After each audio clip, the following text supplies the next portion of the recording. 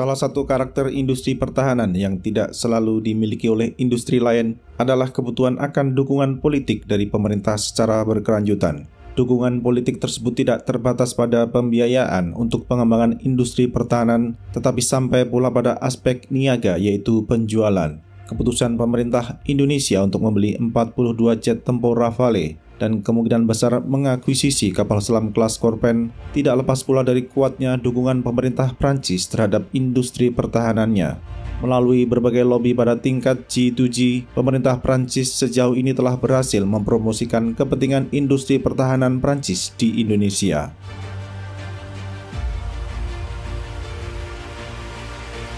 Sebagai negara yang masih berupaya meningkatkan kapasitas industri pertahanan domestik, Indonesia memiliki visi untuk mengubah belanja pertahanan menjadi investasi pertahanan. Upaya tersebut dilaksanakan secara simultan dengan langkah pemerintah melalui Kementerian Pertahanan untuk melaksanakan program modernisasi pertahanan, khususnya dalam bentuk pengadaan alutsista. Meskipun kapasitas belanja pertahanan Indonesia tidak sebesar negara-negara Indo-Pasifik lainnya, seperti India, Singapura, dan Korea Selatan, hal demikian tidak membuat para produsen senjata dunia mengabaikan pasar Indonesia.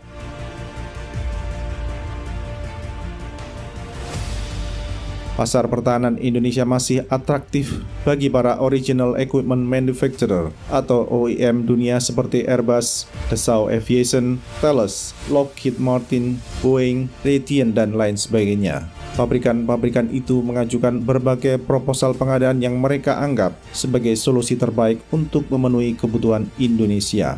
Akan tetapi mereka juga memiliki pertanyaan mengenai komitmen jangka panjang Indonesia dalam memenuhi suatu kontrak pengadaan senjata.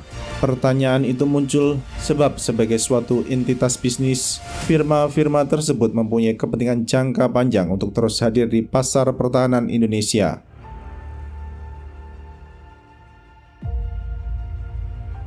Indonesia baru sekitar 10 tahun mengadopsi kebijakan resmi tentang offset dalam pengadaan senjata. Sebab sebelum itu kebijakan offset yang diterapkan bersifat kasuistik dan belum diatur dalam bentuk regulasi. Berdasarkan pada kewajiban offset yang tercantum dalam Undang-Undang Nomor 16 Tahun 2012 tentang Industri Pertahanan, Indonesia idealnya tidak hanya membeli atau menggunakan alutsista buatan asing, tapi juga membeli dan menguasai teknologi yang ada di baliknya.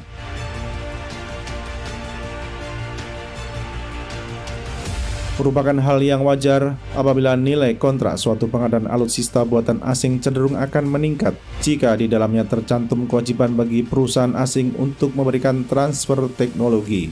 Namun jika dilakukan dengan benar, manfaat transfer teknologi akan lebih besar dari harga yang tinggi yang harus dibayar Indonesia di awal.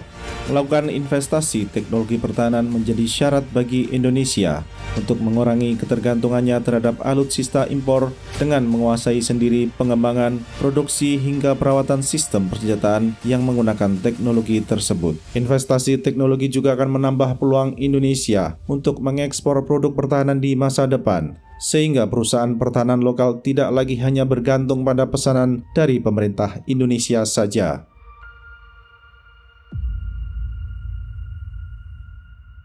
Memiliki teknologi dan standar yang sama dengan perusahaan pertahanan kelas global akan memperbesar pula peluang Indonesia untuk masuk dalam rantai pasok global agar dapat mencapai tujuan akhir, yaitu penguasaan teknologi pertahanan. Investasi teknologi pertahanan merupakan sebuah jalan yang harus ditempuh oleh Indonesia.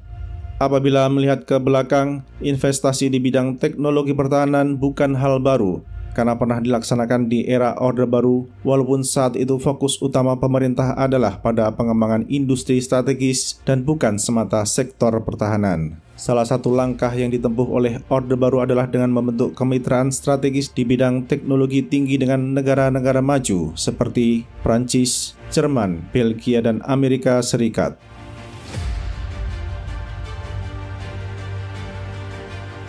Berkaca pada perang di Ukraina, adanya kemitraan strategis menjadi penting karena dalam era globalisasi dan perang modern berskala besar, akan sangat sulit bagi suatu negara untuk dapat bertahan baik secara ekonomi maupun militer tanpa adanya bantuan dari negara lain. Namun pada kenyataannya tidak mudah bagi Indonesia untuk mendapatkan mitra asing yang mau benar-benar melakukan transfer teknologi karena beberapa alasan. Misalnya, jumlah pembelian dan nilai beberapa kontrak pengadaan terlalu kecil sehingga OEM asing cenderung enggan membagikan ilmunya dengan murah. Begitu juga mengenai kemampuan industri pertahanan BUMN maupun swasta Indonesia untuk menyerap teknologi dari mitra asing, termasuk kesiapan untuk melindungi teknologi tersebut untuk mencegah akses dari pihak lain.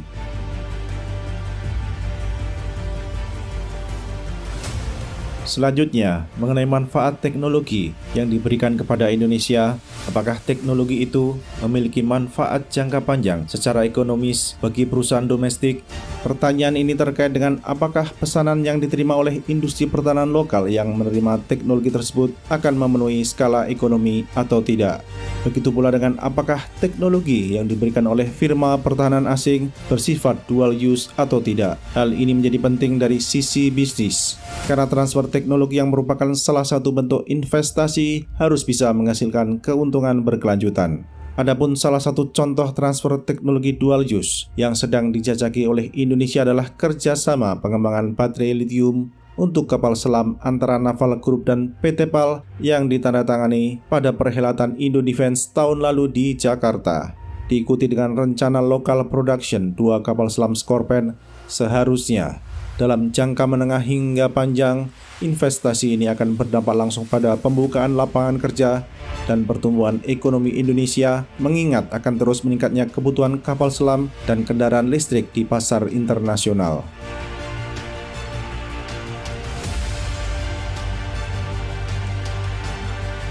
Mengingat adanya keterbatasan anggaran, penting bagi Indonesia untuk memilih teknologi apa yang menjadi prioritas untuk diinvestasikan.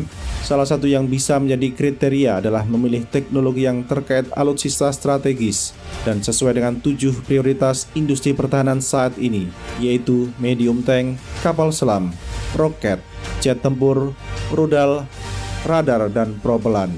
Guna mempercepat sekaligus memperbesar return of investment dari transfer teknologi, perlu juga diprioritaskan bentuk perjanjian pengadaan yang di dalamnya mengandung teknologi dual use. Pada akhirnya, pembangunan industri pertahanan nasional tidak akan optimal jika pemerintah tidak mau melakukan investasi teknologi jangka panjang. Ketidakhadiran investasi jangka panjang pada gilirannya juga berpotensi membuat semakin seringnya kebijakan pertahanan Indonesia berubah-ubah karena kurangnya visi jangka panjang.